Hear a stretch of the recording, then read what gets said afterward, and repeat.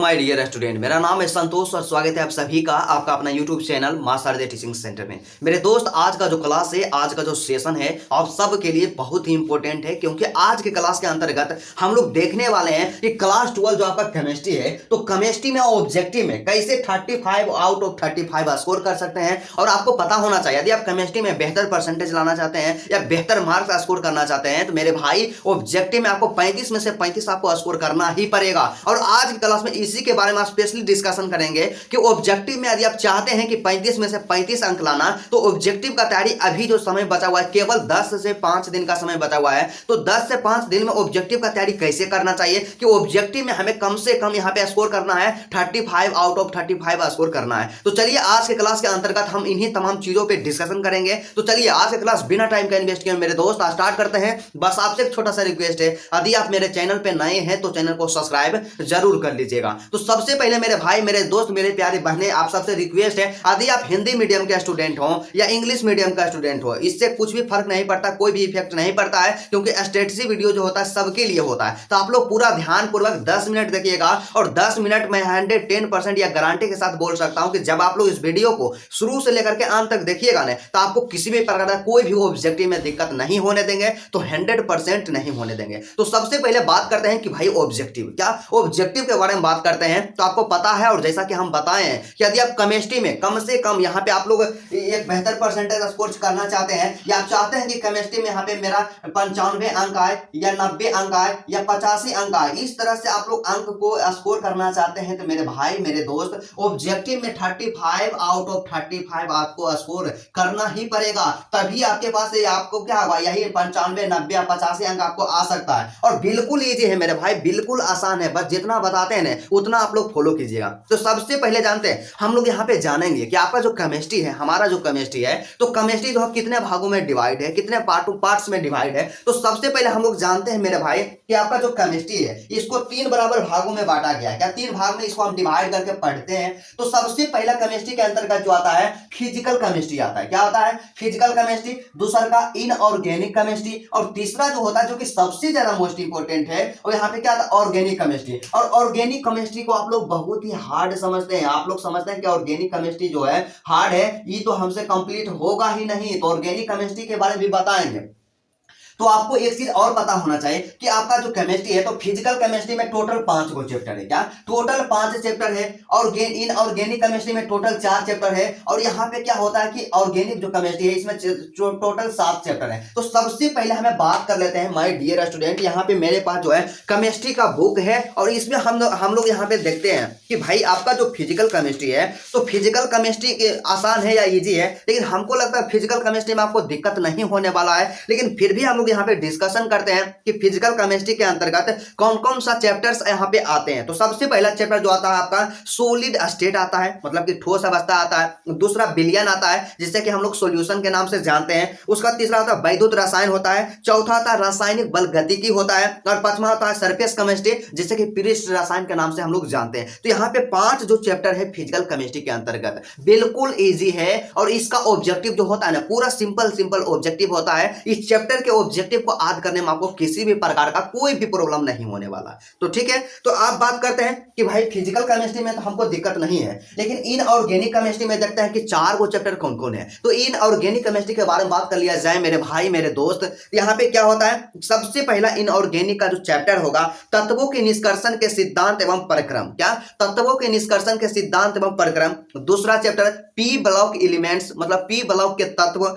यहाँ पे तीसरा चैप्टर डी एवं एफ ब्लॉक के तत्व, मतलब वही D and F block element जो होता है वही है। और उसका यहाँ पे अगला जो है चौथा चैप्टर उप सहसंयोजक यौगिक होता है। क्या उप सहसंयोजक यौगिक होता है। बस इतना 4 गो चैप्टर है। और यहाँ पे इनऑर्गेनिक केमिस्ट्री जो है ना, इसमें भी ऑब्जेक्टिव इसको याद करने में कोई भी प्रॉब्लम नहीं होगा। जिस तरह से आप लोग हिंदी इंग्लिश को रटते हैं ना, उसी तरह से मैक्सिमम ऑब्जेक्टिव यहाँ पे रहेगा इनऑर्गेनिक केमिस्ट्री में। तो मेरे ख्याल से आपको यहाँ पे क्या होगा, इनऑर्गेनिक में ऑब्जेक्टिव में दिक्कत नहीं होगा। और आप लोग सोच रहे होंगे कि भैया ऑब्जेक्टिव कहां से याद करें, उसके बारे में भी बताएंगे। थोड़ा सा पेशेंस रखिए, थोड़ा सा आप लोग धैर्य रखिए, उसके बारे में डिटेल डिस्कशन करेंगे मेरे भाई मेरे दोस्त, इसलिए आप लोग घबराइए नहीं, ठीक है। तो चलिए उसके बाद जो सबसे ज्यादा मोस्ट इंपोर्टेंट और सबसे ज्यादा यहाँ पे हार्ड यहाँ पे जो क्वेश्चन होता है आपका होता है ऑर्गेनिक केमिस्ट्री। तो ऑर्गेनिक केमिस्ट्री का आप लोग इतना बवंडर बना दिए हैं, इतना इसको हार्ड बना दिए हैं कि आप लोग हमेशा भयभीत हो जाते हैं, डर जाते हैं कि ऑर्गेनिक केमिस्ट्री में क्या करें, क्योंकि ऑर्गेनिक केमिस्ट्री जो होता है केमिस्ट्री का हार्ट होता है, केमिस्ट्री का हृदय होता है, लेकिन इससे ऑब्जेक्टिव प्रचुर मात्रा में पूछा जाता है। तो इसको कैसे कंप्लीट करें, तो सबसे पहले मेरे भाई मेरे दोस्त आपको पता होना चाहिए ऑर्गेनिक केमिस्ट्री में 7 गो चैप्टर है। क्या 7 गो चैप्टर है, लेकिन वही बात किया जाए आपका फिजिकल केमिस्ट्री है और इनऑर्गेनिक केमिस्ट्री है, दोनों को ऐड करेंगे तो टोटल कितना चैप्टर हो गया भाई,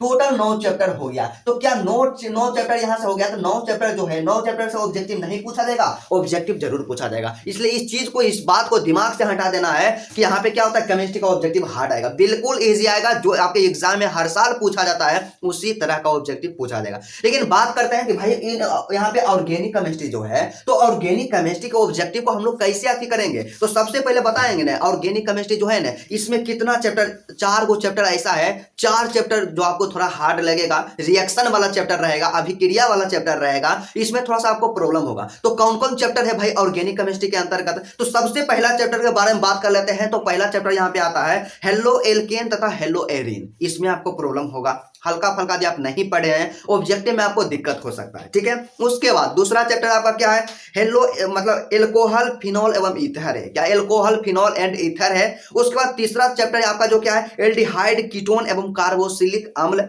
यहाँ पे तीसरा चैप्टर है, इसमें भी दिक्कत होगा। और सबसे यहाँ पे जो एक लास्ट चैप्टर यहाँ पे बच गया आपका एमीन जो है, क्या एमीन चैप्टर में दिक्कत होगा। 4 चैप्टर में आपको प्रॉब्लम हो सकता है ऑब्जेक्टिव को याद करने में। लेकिन उसके बाद यहाँ पे बात कर लिया जाए, यहाँ पे क्या होता है बायोमोलिकुल्स जो होता है जैव अणु जिसे कि हम लोग कहते हैं, तो ऑर्गेनिक केमिस्ट्री का ही चैप्टर है। तो जैव अणु में आपको कोई भी दिक्कत नहीं होगा, एकदम सिंपल सिंपल सीधा सीधा ऑब्जेक्टिव आपसे पूछा जाएगा जैव अणु से, बायोमोलिकुल से, तो इसमें कोई भी दिक्कत आपको नहीं होने वाला है।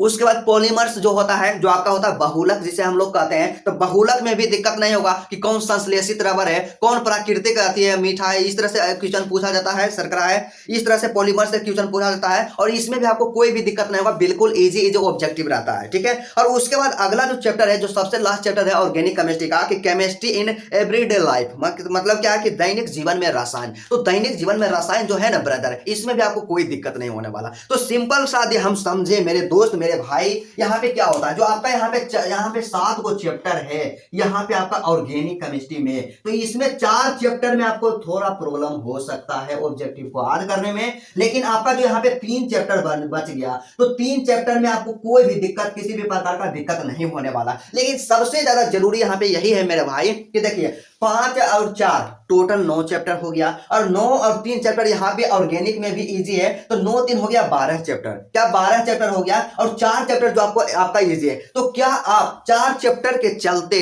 आप 12 चैप्टर को यहाँ पे स्किप कर दीजिएगा, 12 चैप्टर को आप लोग ध्यान में नहीं रखिएगा, ऐसा गलती नहीं करना। मान लिया जाए यदि 4 चैप्टर का ऑब्जेक्टिव को हम नहीं याद करते हैं, क्योंकि हमारे पास जो समय बच चुका है बिल्कुल कम समय बचा हुआ है, तो इसमें इस ऑब्जेक्टिव को हम लोग स्किप कर देते हैं, चारों चैप्टर को भी स्किप करते हैं, तो आपका 12 चैप्टर यहां से बच जाता है। तो 12 चैप्टर का ऑब्जेक्टिव तो हम लोग आसानी से यहाँ पे क्या कर सकते हैं, सोल्व कर सकते हैं, याद कर सकते हैं। तो इसलिए मेरे भाई मेरे दोस्त आप लोग अपने दिमाग से इस चीज को, इस बात को हटा दीजिए कि केमिस्ट्री का जो ऑब्जेक्टिव होता है बिल्कुल हार्ड होता है, ऐसा बात नहीं है। जो आपका प्रीवियस ईयर का जो क्वेश्चन पेपर है, जो एग्जाम में 2023 में पूछा गया था, 2024 में जो आपका पूछा गया था, जस्ट उसी तरह से एग्जाम में पूछा जाएगा। और अपने आप पे विश्वास रखिए, अभी भी एग्जाम में कम से कम यहाँ पे 12 से 13 दिन का समय बचा हुआ है, या मान करके आप चलिए कि केवल 10 दिन का समय बचा हुआ है। तो क्या 10 दिन के अंतर्गत 13 चैप्टर का ऑब्जेक्टिव आप कंप्लीट नहीं कर सकते हैं? कंप्लीट जरूर कर सकते हैं। आपको क्या होगा कि आप लोग जब पूरा साल स्टडी किए हैं, तो कम से कम 5 से 6 चैप्टर का ऑब्जेक्टिव तो कंप्लीट होगा ना भाई। तो 5 से 6 चैप्टर का ऑब्जेक्टिव कंप्लीट है, और टोटल जो आपका है 12 चैप्टर का ऑब्जेक्टिव कंप्लीट करना है। तो आप लोग आसानी से कंप्लीट कर सकते हैं। जिनका 5 से 6 चैप्टर कंप्लीट है वो लोग तो और आसानी से कंप्लीट करेंगे, और जिनका नहीं भी कंप्लीट है ना, तो 10 दिन के अंतर्गत 12 चैप्टर का ऑब्जेक्टिव आप लोग जरूर कंप्लीट कीजिएगा। कीजिएगा, क्योंकि आपको टारगेट क्या लेना है कि एक दिन में एक चैप्टर का ऑब्जेक्टिव कंप्लीट कर लेना है।